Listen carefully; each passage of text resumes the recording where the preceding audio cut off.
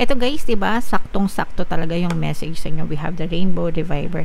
And ito din yung sinabi ko sa inyo kanina, diba, rainbow, makulay, ayan na. So, nagkakaroon na guys ng mga magagandang pagbabago sa buhay nyo. Talaga, pagkatapos nitong mga unos na to, pagkatapos ng mga pagsubok na to guys, dyan na magsisimula yung na magkaroon ng mga magagandang pagbabago, magagandang changes, magiging makulay yung buhay nyo, mga kapiksi. Maaari nyong ma-experience itong mga golden opportunities na to guys.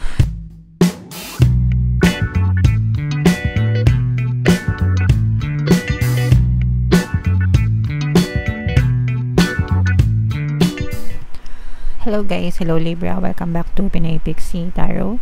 Ang pamigat ng episode natin for tonight is messages from the universe para ngayong September to October para sa Libra, Sun, Moon, Rising, Sign, and Venus. Kung ano na lang yung message na makaresonate sa inyo guys, take that message. So unahin natin tong deck na to mga kapiksi. Yung unang mensahe para sa inyo, mending, this is healing mga kapiksi, no? Healing a broken heart, or nandun kayo sa proseso ng healing, pagpapagaling mga kapiksi. Kahit anong aspeto ng buhay nyo, emotional pain, physical, mental, spiritual mga kapiksi, no? Focus on yourself first and focus on your healing. Yung healing naman guys, hindi yan minamadali, no? It's a process and depende yan sa degree ng sugat or sakit na naranasan nyo sa buhay. Iba-iba yan, minsan mabilis kayo mag-heal, minsan matagal. Again, depende sa sakit na nararamdaman nyo. Ang importante is focus on yourself, focus on things that make you happy mga kapiksi. Mas mabilis kayong gagaling guys, no? Kapag ganun. Dito sa channel natin, para sa mga may emotional pain, meron tayong Ho'oponopono and self-love subliminal. Yung dalawang subliminal na yun guys, best combo talaga yun na nire-recommend ko sa inyo para makatulong. And meron din tayong good health subliminal. Makikita nyo yan guys dun sa ating pampaswerte na playlist, no? Healthy body, healthy mind, healthy mind, healthy body, healthy body, healthy mind. So yung mga affirmations doon talagang siksik na for good health. So pwedeng makatulong sa inyo additional. Pero syempre guys, pagka meron kayong nararamdaman na hindi maganda sa kalusugan nyo, again, very importante na wag yung i-take for granted yon, and magpakonsulta kayo sa mga doktor at manggagamot. Sila yung mga may tamang kaalaman at kakayahan and tamang tools, no, para magamot yung mga sakit nyo. Okay? So, focus on your healing mga kapiksi. Another message for you, Libra. Wow, ito yung matatamis na biyaya mga kapiksi, milk and honey mga kapiksi. So ibig sabihin nito guys, kung mapapansin nyo yung image ng card, may rainbow, diba? So yung rainbow lumalabas kapag tapos na yung ulan. Ulan represents yung mga pagsubok, bagyo, diba? Bagyo, challenges, pagsubok sa buhay mga kapiksi. Ibig sabihin nun, ibig sabihin nito, maaari yung iba sa inyo ay nalalampasan na yung mga pagsubok, yung mga challenges sa buhay. Kung hindi pa guys, kung hindi pa nalalampasan, kung kunwari nandun pa kayo sa proseso na hanggang ngayon naghihirap pa, may mga pagsubok pa, sabihin nyo lang sa sarili nyo, this too shall pass, lilipas din ito, okay? Para hindi masyadong mabigat yung mga problema na nararamdaman nyo or dinadanas nyo. And at the end of the rainbow guys, there's a pot of gold, no? Ito yung milk and honey. Ito yung mga matatamis na biyaya. Ito yung mga blessings guys. So matatamis na blessings, matatamis na biyaya yung nag-aantay sa inyo.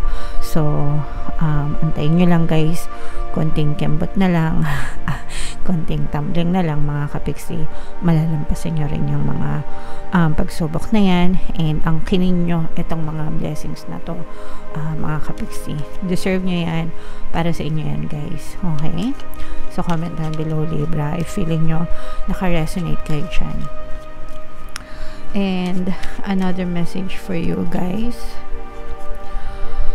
not for you, no? May mga bagay na hindi talaga para sa inyo guys, kahit anong pilit, mga kapiksi, wag nang ipilit. No? Mararamdaman nyo naman yun guys kung para sa inyo talaga, or kung hindi sa inyo, no? Kasi there are some cases na ang tagal-tagal nyo na inaantay, ang tagal-tagal nyo na pinagdadasal, hindi pa rin dumadating. So maybe it's about time for you to assess, no? Para sa akin ba talaga? Gusto ko ba talaga? Or sometimes you're just being tested. Baka tinetest ng universe yung commitment mo, no? Dun sa bagay na yun. Kung hindi ka talaga mag-give up, you really want it bad, di ba? Gusto mo talaga, gigil ka talaga. Di sa'yo. Okay, pero kung wala lang, parang okay, kung dumating, di dumating, kung hindi, di hindi. Yun yung mga sinasabi na natin na not for you, kasi hindi ganun ka tindi yung desire mo dun sa bagay na yun. So let it go and i-allow mo yung na dumating yung mga bagay naman na para sa'yo, yung dapat talaga para sa'yo. Okay? Another message for Libra, chaos and conflict. This is a negative message, mga kapiksi, pero hindi naman ito magre-resonate sa lahat. And hindi ito mangyayari kung hindi nyo fino-focus yung attention nyo sa mga negative na bagay. Okay? Pero for some of you guys, ito yung babala, no? Take this as a message na babala, na iwasan nyo, no? Na masangkot sa mga gulo, iwasan nyo na makisawsaw sa mga gulo, sa mga, alam yun, if it doesn't make you feel good, diba? Kung hindi maganda sa pakiramdam, huwag nyo nang gawin, mga kapiksi. Think before you speak, think before you click. I-assess nyo, i-analyze nyo muna yung mga tao na pinakikisamahan nyo, mga kinakausap nyo, mga pinapanood nyo. Iwas-iwas sa gulo, mga kapiksi. Kailangan marunong kang umiwas. Huwag mong bigyan ng space yung kanigahan, yung toxicities sa buhay nyo. Huwag nyong hayaan na makapenetrate sila sa quantum bubble nyo, guys. Yeah, okay? So comment down below if naintindihan nyo yan. And another message, ito guys, all that glitters, there are two meanings to this, mga kapiksi. For some of you, these are golden opportunities. Okay, so ang ganda nito guys, kasi may matatamis na biyaya na kayo, meron pa kayong golden opportunities. Okay, so swak na swak, diba? I mean, double combo guys, grabe. So, i-mind nyo na ito, mga positive energies na to, mga kapiksi. Mind, matatamis na biyaya. Mind, golden opportunities yan. Pero for some of you naman, ito ibabala din. Again, guys, kaya may chaos and conflict na energy. Kasi for some of you, ito'y mensahe na hindi lahat ay ginto. Hindi lahat ng kumikinang ay ginto. Minsan meron ding tanso. May nakasamang tanso. Okay. So, what does this mean? Iwas-iwas sa mga peke, sa mga scam. Sometimes yung mga tao, no, kala mo totoong tao, totoong kaibigan, nakamaskara, yun pala doble cara. Ayan, no, kaya nga may maskara. Yung pala doble cara. So, ingatan nyo. Kaya nga sabi dito, 'di ba, chaos and conflict. Ingatan nyo yung sarili nyo, 'di ba? Huwag kayong basta-basta makikipag-usap kahit kanino, or kahit akala nyo mapagkakatiwalaan pero hindi pala. So mag-ingat kayo sa pagbibigay ng mga impormasyon or pagbibigay ng tiwala nyo, whatever, kasi baka kayo naman yung masaksak patalikod, guys. Okay? Alright. And then yung last message from this deck, mga kapiksi, pagbabago, regeneration is pagbabago, transformation. So, i-mind nyo na yan, guys. Ito, hindi lang pala to double combo, triple combo pala ito, no? So, mind magagandang pagbabago, mind matatamis na biyaya, mind golden opportunities. So, yan ay triple combo para sa iyo, Libra. Lahat yan, i-mind mo na sa comment section para maangkin mo, deserve mo talaga yung mga positive na energies na yan, Libra. Okay? So, bunot pa tayo ng isa dito, guys. Nalaglag na. Pero bago natin to basahin, panoorin nyo muna yung video natin regarding sa ating paano mag-manifest ng abundance video course. Kapiksi, sawa ka na ba sa mga struggles at hirap sa buhay mo? Masipag ka ba at masikap sa buhay ngunit hindi ka pa rin umaasenso? Ilang beses ka na bang nag-attempt mag-negosyo at mag-invest pero palagi ka pa rin nalulugi?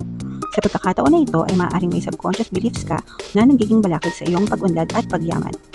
Introducing, paano mag-manifest ng abundance video course. Dito ay matututunan mong ma-overcome ang mga balakid mo para tuluyan ka ng umunlad, umasenso, sumagana, maging matagumpay, successful at maswerte sa iyong kabuhayan, pera, trabaho, negosyo, salapi at kaperahan ng bonggang-bongga. Dali, mag-send na ng email sa pinoypixie@gmail.com at simulan na ang iyong pagyaman ngayon. Alright, so sa lahat ng gusto mag-avail ng course guys, magbibigay tayo ng 500 pesos na discount until September 30, kaya i-avail nyo na yan guys, sobrang ganda. And meron din tayong bagong course mga kapiksi, paano mawala ang third party at magkaroon ng harmonious na relationship para mawala yung mga kabit ng mga jowa nyo guys. 30% discount naman yan until 20 discount until September 30, kaya i-avail nyo na guys, sobrang ganda. Ito guys, diba, saktong-sakto talaga yung message sa inyo. We have the Rainbow Reviver. And ito din yung sinabi ko sa inyo kanina, diba, rainbow, makulay, ayan na. So, nagkakaroon na guys ng mga magagandang pagbabago sa buhay nyo. Talaga, pagkatapos nitong mga unos na to, pagkatapos ng mga pagsubok na to guys, dyan na magsisimula yung na magkaroon ng mga magagandang pagbabago, magagandang changes, magiging makulay yung buhay nyo, mga kapiksi. Maaari nyong ma-experience itong mga golden opportunities na to guys, and ma-experience nyo talaga itong matatamis na blessings sa inyo mga kapiksi, okay? So, habang hindi pa ito nangyayari sa inyo guys, focus on your healing, no? Kasi yung iba sa inyo, may mga emotional blockages kayo dahil dun sa mga negative emotions nyo which requires healing. So, dun muna kayo mag-focus habang inaantay nyo itong mga kapiksi. Focus on yourself, focus on your healing, and antayin nyo, i-anticipate nyo yung pagdating nito, i-welcome nyo itong mga kapiksi. Kailangan receptive kayo guys, no? Pag sinabing receptive, ready to receive, no? Ready sa pagtanggap ng mga biyaya. So, just affirm, I am ready to receive all the blessings that the universe has for me. Okay? So, i-comment nyo na rin yan sa baba guys para matandaan nyo and sabihin nyo araw-araw para malagay kayo sa receptive state. Again guys, I am ready to receive all the blessings that the universe has for me. Okay? Alright. So, comment down below guys if naka-resonate kayo, yung mga pinapamain-main ko sa inyo, na kailang beses na ako guys.